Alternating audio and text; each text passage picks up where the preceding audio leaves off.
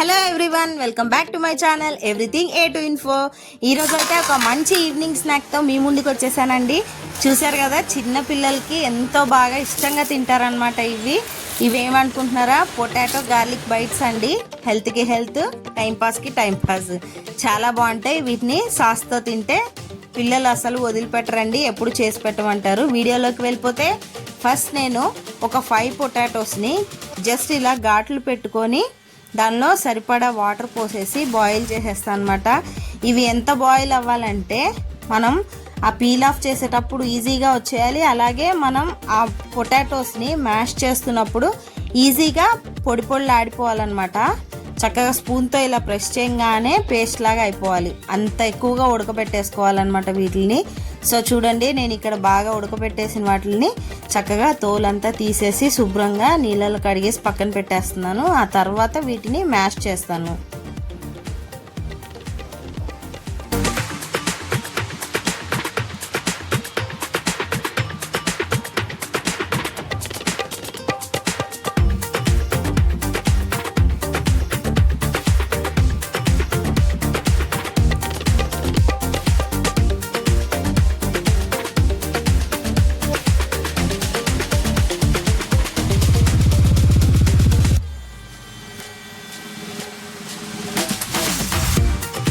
చూడండి, నేను చెప్పినాను కదా, ఇలాగ స్పూన్తో చక్కగా మ్యాష్ చేయగానే మొత్తం పేస్ట్ లాగా అయిపోవాలి.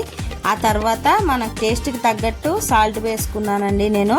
నేనైతే జస్ట్ ½ టీ స్పూన్ మీద ఇంకా కొంచెం వేసాను అంతే. ఆ తర్వాత 3 స్కూప్స్ రైస్ ఫ్లవర్ వేసానండి, వరిపిండి 3 స్కూప్స్, స్పూన్స్తో కాదు. 2 స్పూన్లు కార్న్ ఫ్లవర్ కూడా యాడ్ చేశాను. రైస్ ఫ్లవర్, కార్న్ ఫ్లవర్ 2 వేసేసిన తర్వాత కాస్తంత సోడా ఉప్పు వేసుకున్నాను అనమాట, చిటికెడు. అవి కొంచెం ఉబ్బి పైన బాగా క్రిస్పీగా వస్తాయని చెప్పి. ఆ తర్వాత ఒక చిటికెడు కారం కూడా వేసేసాను. ఎందుకంటే కొంచెం స్పైసీనెస్ ఎందుకు వేసానంటే పిల్లల కోసం చేస్తున్నాను కాబట్టి. మీరు ఇంకా బాగా ఎక్కువ స్పైసీగా తినాలి అనుకుంటే మీరు గ్రీన్ చిల్లీస్ కూడా యాడ్ చేసుకోవాలి, బట్ చూసుకొని వేసుకోండి. నేను ఇందులో అయితే హ్యాండ్ఫుల్ ఆఫ్ గార్లిక్ యాడ్ చేయబోతున్నాను. ఆల్రెడీ వెల్లుల్లి కొంచెం ఘాటు ఉంటుంది కాబట్టి నేను చిటికెడు మాత్రమే కారం వేసాను అనమాట. ఎక్కువ కారం కావాలనుకున్న వాళ్ళు కావాలంటే ఇంకో పచ్చిమిరకాయ కూడా వేసుకోవచ్చు. చూడండి, నేను ఇలా చూపిస్తున్న విధంగా ముందు వెల్లుల్లిపాయలన్నీ పొట్టు తీసేసిన తర్వాత దానిలో కాస్తంత జీలకర్ర వేసేసి మిక్సీ పట్టేశాను. ఈ విధంగా అయిన తర్వాత ఇలా మళ్ళీ ఒకసారి కలిపేసుకొని మళ్ళీ మిక్సీ పట్టేస్తున్నాను అనమాట. ఇవి కాస్తంత అక్కడక్కడ పలుకులుగా ఉంటాయి. సో దీనిలో నేను ఆయిల్ యాడ్ చేసేస్తున్నాను. ఎలా అంటే మనం ఆల్రెడీ మ్యాష్ చేసిన పొటాటోని కూడా ఆయిల్ అంటించుకొని మనం అది మంచి చపాతీ ముద్దలా కలుపుకోవాలి కాబట్టి ఇందులో కూడా నేను కొంచెం ఆయిల్ యాడ్ చేసేసి మిక్స్ చేసేసాను.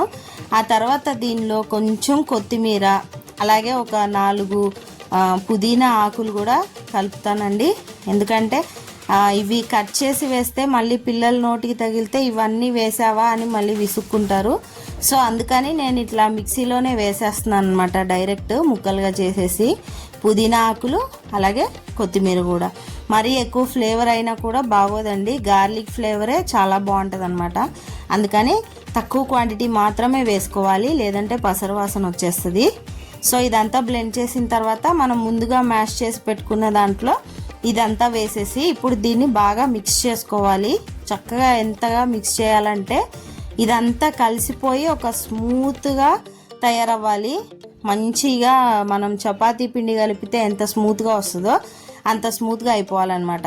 దానికోసం ఫస్ట్ ఇదన్నీ ఇంగ్రీడియంట్స్ అన్నీ బాగా మిక్స్ అయిపోయేంత వరకు కలుపుకొని ఆ తర్వాత కాస్తంత చేతికి ఆయిల్ అంటించుకొని అప్పుడు ఒక ముద్దగా కలిపి పెట్టుకొని మనకి ఇష్టమైన షేప్స్లో వీటిని కట్ చేసుకోవచ్చు అనమాట.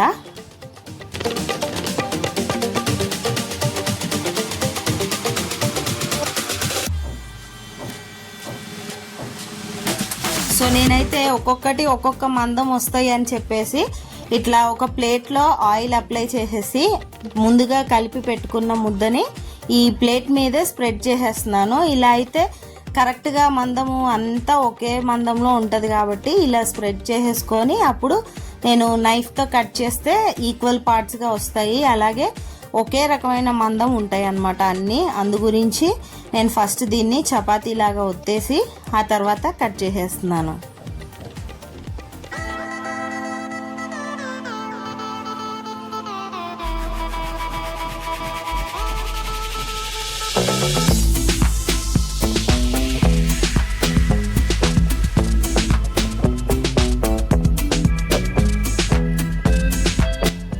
సో ఇవన్నీ కట్ చేసిన తర్వాత షేప్స్ అన్నీ నేను డీప్ ఫ్రైయింగ్ కోసం ఆయిల్ పెట్టేశాను పొయ్యి మీద.